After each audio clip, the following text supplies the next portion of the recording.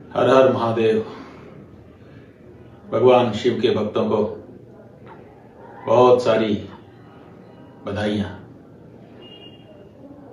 भगवान विश्वेश्वर की परिक्रमा के लिए भाव जागा था मन में। निकल रहे थे हम, प्रशासन बीच में आ गया। कहता है कि परिक्रमा नहीं कर सकते, वो परिक्रमा जो हम परंपरा से करते चले आ रहे थे।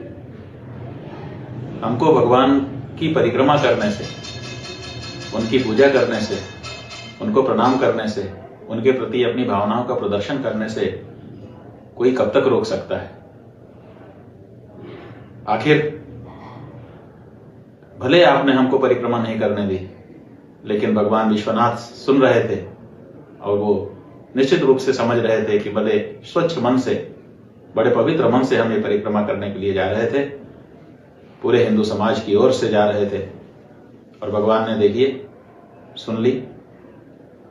व्यास जी के जिस अधिकार को कुछ दिन पहले आपने छीन लिया था, जैसे हमारे परिक्रमा के अधिकार को आपने छीनने का प्रयास किया, वैसे ही व्यास जी के जो बेसमेंट के कमरे हैं, उन कमरों में जाकर के जो पूजा अर्चना होती थी, उसके अधिकार को आपने छीन रखा था। आज आपके लिए आदेश हो गया कि आपको वहां पर उनको पूजा करने के लिए अवसर देना होगा। भगवान, आप अपनी कृपा हम लोगों के ऊपर बरसाइए।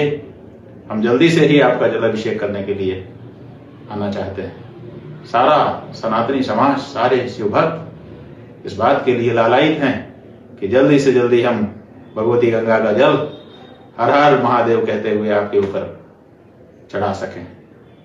हर हर महादेव। बधाई। आज केदारनाथ व्यास जी के लिए बहुत ही शुभ अवसर है।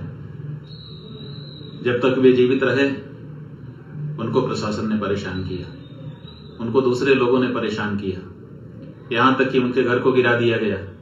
बिना रजिस्ट्री कराए, बिना खरीदी किए ही गिरा दिया गया। उनके परिवार के लोग दर दर भटकते रहे। एक किराए के छोटे से कमरे में, विश्वनाथ जी के दरबार में मुख्य स्थान पर उनका घर होने के बाद भी, व्यास गद्दी के अधिकारी होने के बाद भी, वाराणसी के सबसे आदरणीय परिवार के व्यास जी के लिए अंतिम समय में मकान को ढहा दिया गया और उनको एक किराए के छोटे से कमरे में रह करके अपना जीवन गुजारना पड़ा। अपने पूर्वजों की पुस्तकों को अपने बिस्तर पर बिछी हुई चादर में समेट करके उनको रखना पड़ा।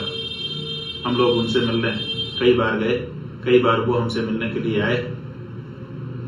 उनके जीवन का कितना बड़ा दुख था कि उनको उनकी पूजा के अधिकार से वंचित किया जा रहा था, लेकिन भगवान ने आखिर उनकी भी सुनी। आज उनकी आत्मा प्रसन्न होगी, आशीर्वाद दे रही होगी सब शिव भक्तों को, जिनकी प्रार्थनाओं के परिणाम स्वरूप आज भगवान शिव ने ये एक दिन दिखाया है। भगवान शिव निरंतर जागृत हो रहे हैं और वो अब दिन दूर नहीं है जब उनके जलाभिषेक का अवसर हम सबको मिल सकेगा।